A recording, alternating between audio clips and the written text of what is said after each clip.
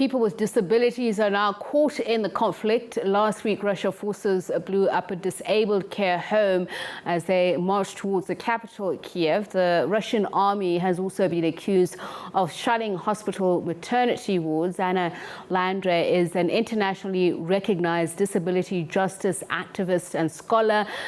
She is looking at developments in Ukraine around this. She speaks to us from London. A very good evening to you, and thank you so much for speaking to us, Anna.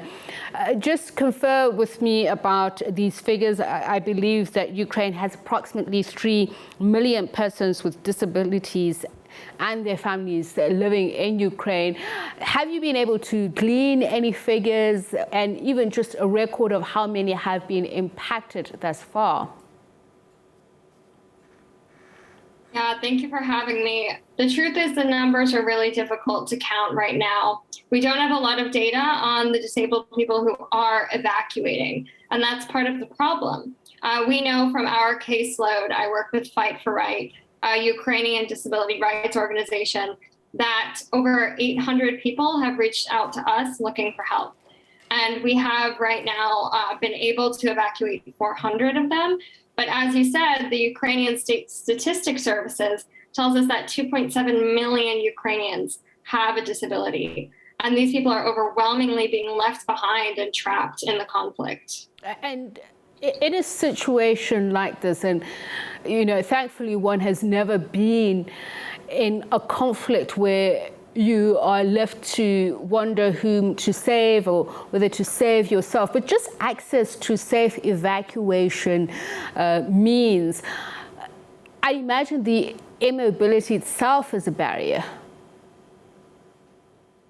It really is. Our first barrier is getting people from their houses to the border. And a lot of evacuation methods are just buses that go to a certain city. You have to meet the bus at a meeting point and get on it. And a lot of people with disabilities simply can't do that. If you have cancer and you're not able to walk very far, or if you're a wheelchair user and your chair can't get on the bus, or if you're deaf or blind and either can't navigate there or aren't given the accessible information to know where to go, there's real difficulties getting transportation of people with disabilities from their homes to the borders. And then even more often after they cross, with finding accessible housing in countries like Poland and Germany. And these are things we're really struggling to source with very little support from the humanitarian sector.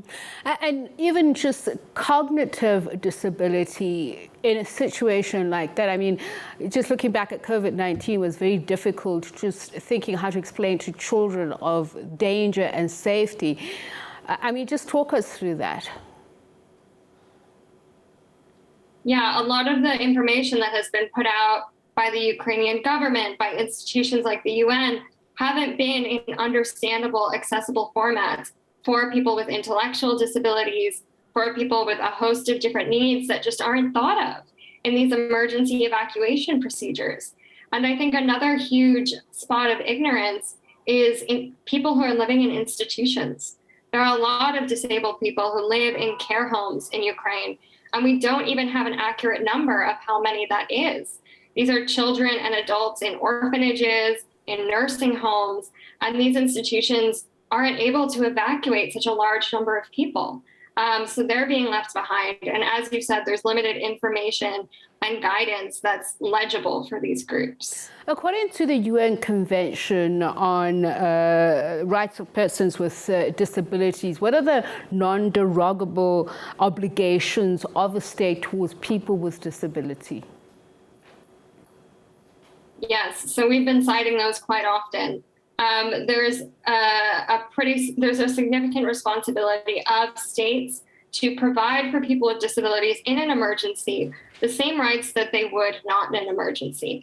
And we're really seeing disability rights being thrown to the wayside by states and by humanitarian actors now that there's a crisis. And we have to keep reminding them that disability rights don't disappear in a crisis. Additionally, disabled people have rights to things like mobility, to transport, to housing. And unfortunately, the humanitarian organizations performing these duties aren't doing it and making it accessible for people with disabilities. So we can really see that the UNCRPD, the Convention on the Rights of Persons with Disabilities, isn't being upheld on many fronts. So as you say, they already face multiple challenges in terms of their daily life. In situations like this of war, it becomes even worse. From the stories that you're hearing, have there been success stories, and what makes them success stories? There have been success stories. My organization has been able to, with the protagonism of Ukrainians with disabilities themselves, evacuate 400 disabled people and their loved ones from the country. And we're showing that even as a small organization with limited resources, this is possible.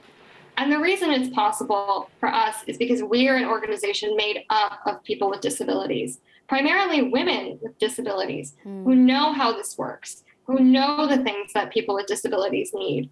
And I think that's really what's missing from the overall emergency response, that many of these larger organizations like the UN, like Red Cross, don't have the disability perspectives to know what the problems are, what the dangers are as a disabled person in an emergency, and how to solve them quickly in a way that's practical.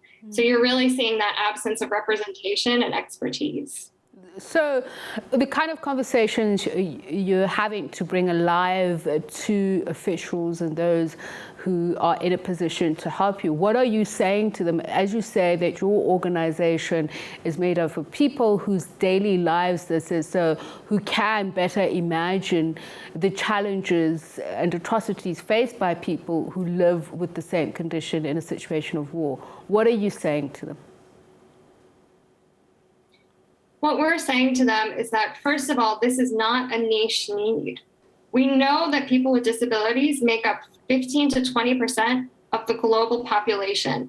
In Ukraine, as you said, that's almost 3 million people. So this is a need that we should be covering. We've known for a long time that it exists, and that in disasters, disabled people suffer disproportionately. And we know the solutions too, because organizations like ours, like Fight for Right, are able to do this. So what we're asking for, what we're telling the people in power, is we need more resources and more support in order to keep doing it.